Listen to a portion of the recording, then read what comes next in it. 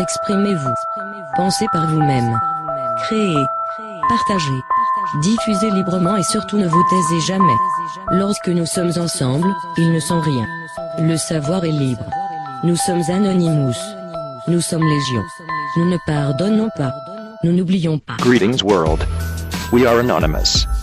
When retired FBI agent, the now deceased Ted Gunderson, reportedly told a gathering of militia members that the federal government had set up 1,000 internment camps across the country, I had no trouble believing his statement, because there is ample documentation to support his statement. Example, Rex 84, Operation Garden Plot, and now the NDAA. However, when Gunderson reported that the federal government was storing over 500,000 caskets outside of Atlanta, I also knew he was accurate on this point, because Sherry Wilcox found the evidence in this photo. However, when I heard that Gunderson was accusing the government of storing 30,000 guillotines, I thought he had lost his mind. Why would the government want to store guillotines? Gunderson told various patriot groups that the guillotines were being stored for the day that the government declares martial law and moves in to round up and execute American dissenters. Gunderson prophetically told patriot groups that the federal government was going to keep track of all of us. The last statement has indeed proven accurate given the recent Snowden/NSA scandal. Can somebody please explain to me why the government would need to order 30,000 guillotines? For what legitimate purpose could these tools of execution be utilized? The guillotine was invented by a Frenchman named Dr. Guillotine. The guillotine reached the height of its popularity when it was mainly used in the French Revolution to eliminate any potential opposition from people with dangerous ideas. The guillotine has never been used inside of the United States. The United States has executed people by firing squat, hanging, the electric chair, and lethal injection. The US has never executed a convicted criminal through the use of a guillotine. Given these facts, then why in God's good name would this government import 30,000 guillotines as Gunderson claimed? Oh, I know that some of the sheep are now looking up from the ground, and have just said there aren't any guillotines in the United States. Then please tell me, sheep of America, why did Representative Doug Tepper of the Georgia Legislative Assembly introduce a bill which will supplement the method of execution, the electric chair, with the guillotine? Have you ever heard the allegations which accuse some doctors, primarily in China, of killing patients in order to sell their organs on the black market? After you read the following paragraphs, you may conclude that those rumors are true. When Representative Tepper was asked about his motivation to exclusively use the guillotine to execute death row inmates, he said, it would allow for death row inmates as organ donors. The very spooky Tepper for the reason that the blade makes a clean cut and leaves vital organs intact. I will be happy to let this statement speak for itself.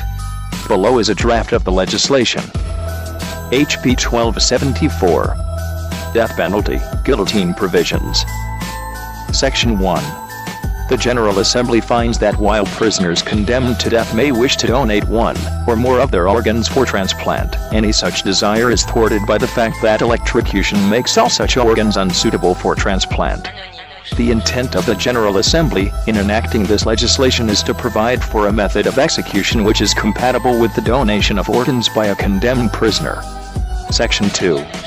Article 2 of Chapter 10 of Title 17 of the Official Code of Georgia annotated, relating to the death penalty generally, is amended by striking in its entirety Code Section 17-10-38, relating to death sentences generally, and inserting in lieu thereof the following.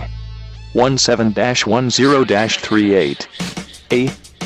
All persons who have been convicted of a capital offense and have had imposed upon them a sentence of death shall, at the election of the condemned, suffer such punishment, either by electrocution or by guillotine. If the condemned fails to make an election by the 30th day preceding the date scheduled for execution, punishment shall be by electrocution. B. In all cases in which the defendant is sentenced to be electrocuted executed, it shall be the duty of the trial judge, in passing sentence, to direct that the defendant be delivered to the Department of Corrections for electrocution execution, at a state correctional institution designated by the department. Section 3. Said article is further amended by striking in its entirety Code Section 17-10-44, relating to death chamber apparatus and related matters, and inserting in lieu thereof the following. 17-10-44. The Department of Corrections shall provide a death chamber, and all necessary apparatus, machinery, and appliances for inflicting the penalty of death by electrocution, or by guillotine. Where would the proposed Georgia legislature guillotines have come from? Unless Gunderson was correct in that 15,000 are being stored in Montana, and 15,000 are being stored in Georgia. Has anyone bothered to do the math? A single guillotine reportedly can chop off the heads of about 100 people per hour. In 1 hour, the federal government has the capacity to execute as many as 3 million people. In one 10-hour day, 30 million people could be executed by way of a guillotine. We already know that the Department of Homeland Security has purchased 2.2 billion rounds of ammunition to go with their purchase of 2,700 armored personnel carriers. Do you realize that this is enough ammo to fight a war for about 7 years, and that there are enough DHS personnel carriers to allocate over 50 per state? Can you imagine if they were concentrated in their distribution patterns? This would be the equivalent of an invading army as DHS goes from house to house and seizes dissidents by the millions, and America will soon have their own version of the French Revolution. Since this story broke, one had to ask the question, why guillotines? Some sources stated that the next phase of the transhumanism experiments and developments requires a severed human head to facilitate the mixing of humans and animals into one sentient being. Further, futuristic DARPA robots will have human heads after the initial purge and subsequent executions. This makes sense because after the head is severed, the eyes blink and signs of life continue for up to a minute. This would allow a team to freeze and to preserve the head for whatever purpose. And just as frightening, I was told that some of satanic rituals require severed human heads, and we know the global elite, in large part, are indeed Satanists. I can understand people being skeptical about the guillotines because my first reaction was to reject the notion, under my personal veil of cognitive dissonance. Yet, the emerging facts speak for themselves. Although we did not know Gunderson personally, we did know Bill Poelek, and we was well acquainted with Griffith. And even if Poelek and Griffith were jointly mistaken on this issue, how would one explain away DEPRA's efforts to introduce the guillotine into the Georgia justice system? The endgame implications are frightening.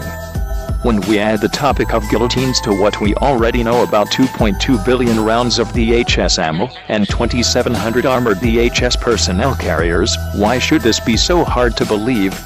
How can't take the fact that DHS has armed to the teeth against Americans and are planning to murder Americans in horrific ways? Be prepared to be shocked as you watch the following chilling report on the possession and intent of the military with regard to the use of guillotines. The $64 million question is, who is the government planning to use these guillotines on? We are anonymous. We are legion. We do not forgive. We do not forget. Expect us.